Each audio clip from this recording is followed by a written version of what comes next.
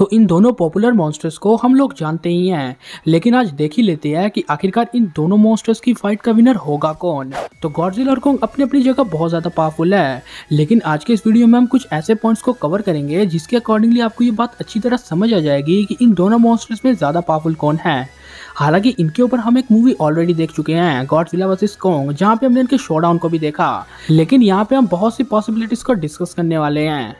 तो फटाफट से कैप्टन की शील्ड को थ्रो करके चैनल को सब्सक्राइब कर लो ताकि आप सुपर स्टूडियोज का एक सुपर मेंबर बन पाओ।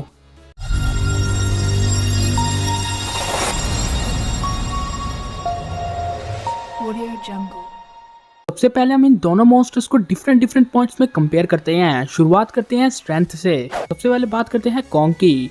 तो कॉन्ग ने अपनी फिजिकल स्ट्रेंथ से एक स्कल कलर को फाड़ दिया था, वो भी सबसे पावरफुल वाले को। इसके ऊपर इसने स्क्विड या फिर इस ऑक्टोपस को भी खा लिया था। कॉन्ग ने इन वॉरबैट को भी अपनी फिजिकल स्ट्रेंथ से ही रोक के रखा था और दूर फेंक दिया था। और गॉडजिला वर्सेस कॉन्ग मूवी में इसने गॉडजिला को धक्का भी दे दिया था। इसने गॉडजिला के मुंह पे एक पंच भी टिका दिया था। लेकिन अगर हम गॉडजिला की बात करते हैं तो गॉडजिला ने मेल म्यूटो को मार दिया सिर्फ अपनी टेल को स्विंग करके। इसके ऊपर इसने प्राइम म्यूटो तक को मारा है। गॉडजिला ने अपने पैर के नीचे किंग गिडोरा को कुचल दिया था एंड इसने अपनी एटॉमिक ब्रीथ से इसकी गर्दन भी उड़ा दी थी। मतलब आप सोच ही सकते हो कि गॉडजिला की फिजिकल स्ट्रेंथ किस लेवल तक के है, जो बात प्रूव करती है कि गॉडजिला की फिजिकल स्ट्रेंथ कॉन्ग की स्ट्रेंथ से बहुत ही ज्यादा आगे है। तो अब हम कंपेयर करते हैं इनकी ड्यूरेबिलिटी को।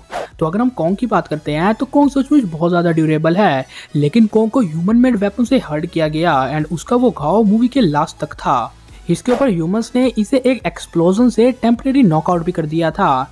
लेकिन अगर हम गॉडजिला की बात करते हैं तो गॉडजिला की बॉडी को आज तक पेनिट्रेट नहीं किया गया है मूवीज में।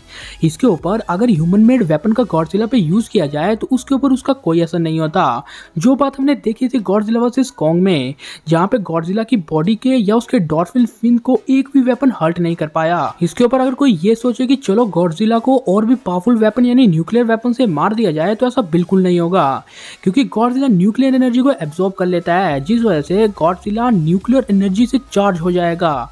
मतलब यार गॉडजिला ड्यूरेबिलिटी के मामले में कॉन्ग से ज्यादा आगे है। Number 3, speed and agility. तो बेसिकली इस पॉइंट पे ये बात साफ है कि इन दोनों में ज्यादा स्पीड है, ज्यादा फुर्तीला कॉन्ग है। अब गॉडजिला बहुत ज्यादा बड़ा है, अब ऐसा नहीं है कि कॉन्ग बड़ा नहीं है, कॉन्ग भी गॉडजिला के साइज का है, लेकिन गॉडजिला बहुत स्लो है as compare to Kong. Kong एक गोरिल्ला है एंड गोरिल्ला जंगलों में ही रहते हैं एंड बहुत से जंप्स एक पेड़ से दूसरे पेड़ पे मारते रहते हैं एंड डेफिनेटली कॉन्ग गॉडजिला से बहुत ज़्यादा तेज़ है। एंड इस चीज़ का किसी भी फाइट में सबसे बड़ा एडवांटेज ये रहेगा कि कॉन्ग गॉडजिला को अलग डायरेक्शन से भी अटैक कर पाएगा। मतलब वो इतना तेज़ होगा कि वो उसको अलग अलग डायरेक्शन से टारगेट करेगा, क्योंकि गॉडजिला उसके मुकाबले में बहुत स्लो है।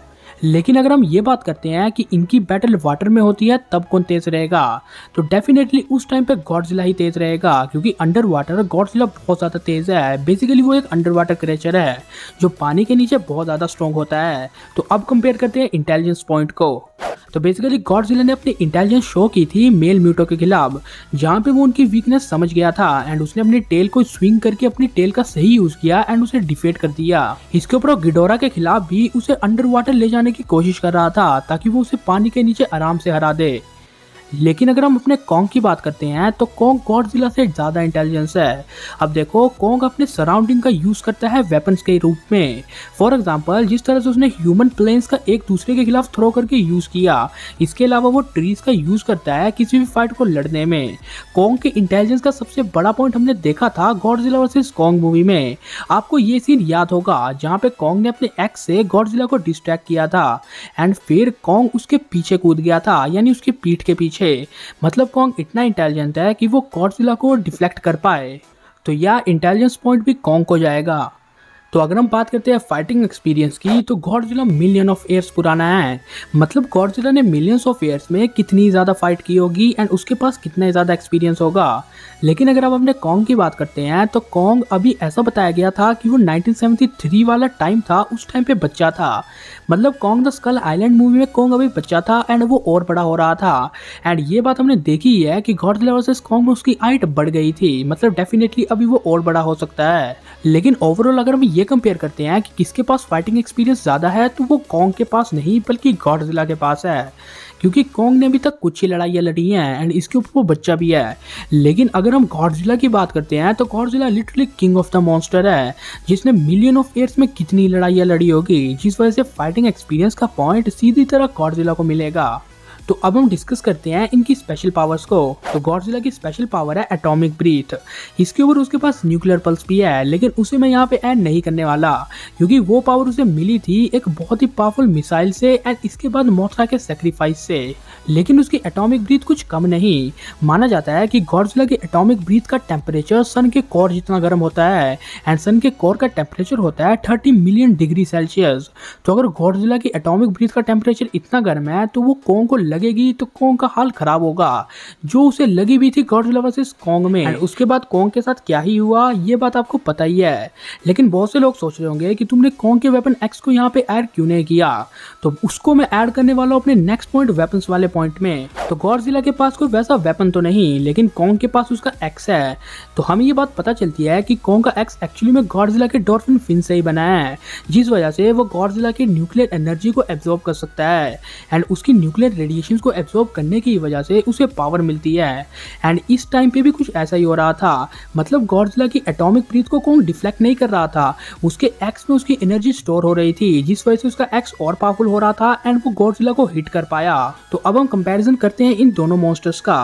तो basically strength, durability, experience and special attacks में तो गॉडजिला ज्यादा आगे था, लेकिन वेपन्स एंड इंटेलिजेंस में Kong and speed and reflexes में लैंड में Kong and under water Godzilla. तो इनकी फाइट किस तरह से होगी, मैं पहले बता दूं कि इनकी फाइट डिफरेंट पॉसिबिलिटीज में हो सकती है। लेकिन एक बात तो साफ है कि अगर कॉन्ग अपने वेपन के बिना जाता है तो वो गॉडजिला को कभी डिफेट नहीं कर सकता। जो बात हमने मूवीज में भी देखी कि अगर गॉडजिला के खिलाफ कॉन्ग अपने वेपन का यूज नहीं करेगा तो वो नहीं जीतेगा, जिस वजह से उसे एक नए वेपन की जरूरत पड़ी, जिस वजह से उसको उसका एक्स मिला। तो कॉन्ग के एक्स और गॉडजिला की आप फाइट देख चुके हैं, जिसमें पहले राउंड में कॉन्ग ने बाजी मार ली थी। तो बेसिकली अगर कोई मुझसे ये पूछता है कि अगर इनका एक और फिर से बैटल होता है गॉडजिला वर्सेस कॉन्ग और कॉन्ग के पास उसका एक्स होता है तब कौन जीतेगा, तो डेफिनेटली वो गॉडजिला होने वाला है। तो देखो इसके पीछे एक सिंपल सा रीजन है। तो कॉन्ग पहला राउंड गॉडजिला के खिलाफ इसलिए जीत पाया, यानी मूवी का तो सेकंड था, लेकिन हांगकांग का पहला राउंड वो इसीलिए जीत पाया क्योंकि उसने अपने एक्स का इस्तेमाल किया एंड इस टाइम पे वो गॉडजिला के ऊपर सिर्फ अटैक नहीं कर रहा था, वो गॉडजिला की एटॉमिक ब्रीथ की एनर्जी को अपने एक्स के अंदर एब्जॉर्ब कर रहा था, जो बात इस टाइम पे गॉडजिला को नहीं पता थी, जिस वजह से वो इस राउंड में गॉडजिला को टेम्परेरी नॉकआउट कर पाया। लेकिन अगर उनकी फिर से फाइट होती है तो उसमें गॉडजिला को ये बात पहले से पता है एंड इसका प्रूफ हमने देखा था इसी मूवी में, जब गॉडजिला ने अपनी एटॉमिक ब्रीथ से कॉन्ग के एक्स को चार्ज किया। मतलब गॉडजिला को अब ये बात पता चल चुकी है कि उसकी रेडिएशन से उसके एक्स को पावर मिलती है, जिस वजह से अगर गॉडजिला और कॉन्ग की फिर से कभी फाइट होती है तो गॉडजिला कभी भी एटॉमिक ब्रीथ का इस्तेमाल नहीं करेगा कॉन्ग पे। अगर उसके हाथ में उसका एक्स होता है, गॉडजिला सिर्फ उसके एक्स को उसके हाथ से छुड़ाएगा एंड देन उसके ऊपर एटॉमिक ब्रीथ का इस्तेमाल करेगा। लेकिन मैंने आपको बताया था कि इनकी फाइट डिफरेंट पॉसिबिलिटीज में हो सकती है। तो कॉन्ग की अगर होम टाउन में उसकी फाइट होती है गॉडजिला से, मतलब स्कल आइलैंड में, तो कॉन्ग के जीतने के चांसेस हैं। मैं ये नहीं कह रहा कि वो जीतेगा, जीतने के ज्यादा चांसेस गॉडजिला के ही हैं, लेकिन कॉन्ग के थोड़े बहुत चांसेस बन सकते हैं क्योंकि वो अपने सराउंडिंग्स का बहुत अच्छी तरह यूज करता है। वो गॉडजिला को कंफ्यूज कर सकता है स्कल आइलैंड में एंड अपने पेड़ों का यूज करके गॉडजिला पे अटैक कर सकता है उसके ऊपर छुप के, जिस वजह से उसको टाइम नहीं मिलेगा एंड कॉन्ग अपने एक्स से गॉडजिला को मार सकता है। और अगर हम इसी पॉसिबिलिटी को डिस्कस करते हैं किसी और तरीके से, मतलब अगर इनकी फाइट इसी स्कल आइलैंड में हो रही है कॉन्ग के होम टाउन में, प्लस कॉन्ग का वेपन मतलब उसका एक्स पहले से चार्ज है, तो मतलब अगर इस टाइम पे वो गॉडजिला पे अटैक करता है तो उसके एडवांटेजेस और ज्यादा बढ़ जाएंगे। तो ओवरऑल इनकी फाइट बहुत से पॉसिबिलिटीज में हो सकती है, लेकिन टिल एंड ज्यादा जीतने के चांसेस गॉडजिला के पास है। लेकिन आपको क्या लगता है कि इन दोनों मॉन्स्टर्स में ज्यादा पावरफुल कौन है एंड इन दोनों की फाइट का विनर कौन होगा, आप हमें कमेंट में जरूर से जरूर शेयर करना।